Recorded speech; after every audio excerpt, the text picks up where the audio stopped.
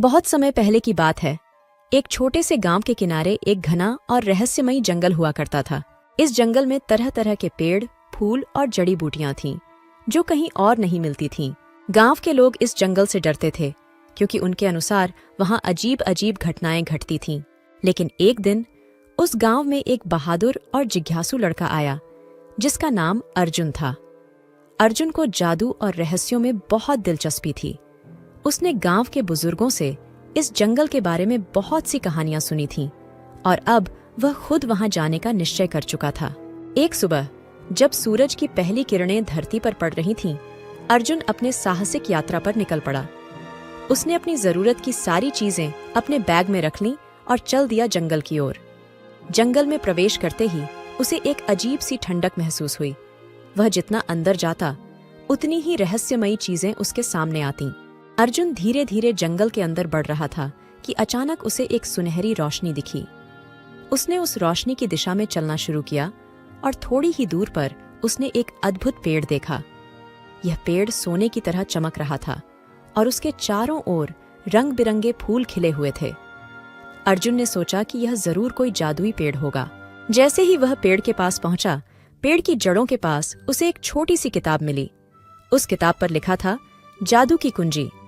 अर्जुन ने किताब खोली और उसमें लिखी बातें पढ़ने लगा। किताब में लिखा था कि इस जंगल के अंदर एक जादुई महल है, जो केवल उन्हीं को दिखता है जिनके दिल में सच्चाई और साहस है। अर्जुन ने किताब को अपने साथ ले लिया और आगे बढ़ने लगा। थोड़ी ही देर में उसे एक खूबसूरत झरना दिखा। वह झरने के पास गया और अपनी प्यास बुझाई। अचानक झरने के पानी में उसे एक परछाई दिखी। वह मुड़कर देखने लगा, लेकिन वहां कोई नहीं था। उसने फिर पानी में देखा और इस बार उसे एक सुंदर परी दिखी। परी ने कहा, अर्जुन, तुम सही रास्ते पर हो। मैं तुम्हारी मदद करने आई हूँ। तुम्हें बस अपना दिल साफ और निडर रखना होगा। अर्जुन ने परी की बात सुनी और धन्यवाद कहा। परी ने उसे एक जादुई छड़ी दी और कहा, जब भी तुम्हें लगे कि तुम्हारी राह मुश्किल हो रही है, इस छड़ी का इस्तेमाल करना। अर्जुन ने परी की बात मानी और आगे बढ़ने लगा। रास्ते में उसे कई अजीबोगरीब जीव जंतु मिले, लेकिन उसने हार नहीं मानी। उसकी हिम्मत और दृढ़ता उसे आगे बढ़ने के लिए प्रेरित कर रही थी।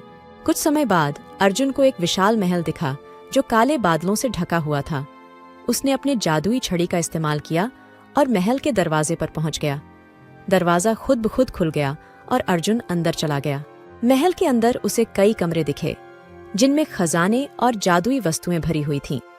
लेकिन अर्जुन का ध्यान एक विशेष कमरे पर गया, जिसके दरवाजे पर लिखा था सच्चाई का कमरा। अर्जुन उस कमरे में दाखिल हुआ और वहां उसने एक अद्भुत दृश्य देखा। कमरे के बीचों बीच एक सुनहरी किताब रखी हुई थी, जिसमें दुनिया के सारे रहस्य छिपे हुए थे। अर्जुन ने उस किताब को उठाया और जैसे ही उसने उसे खोला, एक तेज रोशनी फैली और महल की सारी अंधेरी ताकतें गायब हो गईं। अर्जुन ने महसूस किया कि अब वह महल उसका है और वह अपने गांव वापस जा सकता है।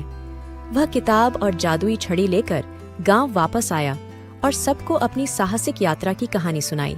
गांव के लोग अर्जुन की बहादुरी और सच्चाई से प्रभावित हुए और उन्होंने उस महल को एक पवित्र स्थान बना दिया। अर्जुन की कहानी ने गांव के लोगों को सिखाया कि सच्चाई, साहस और निडरता से कोई भी मुश्किल हल की जा सकती है। और इस तरह अर्जुन की साहसिक यात्रा ने गांव के सभी लोगों के दिलों में सच्चाई और हिम्मत का बीज बो दिया। अर्जुन की कहानी आज भी गांव के बच्चों को सुनाई जाती है, ताकि वे भी अपने जीवन में साहसी और सच्चे बन सकें। इस तरह अर्जुन की कहानी ने सभी को यह सिखाया कि सच्चाई और साहस से भरी जिंदगी ही सच्ची जादुई जिंदगी होती है। और यही है जादुई जंगल की रहस्यमयी कहानी।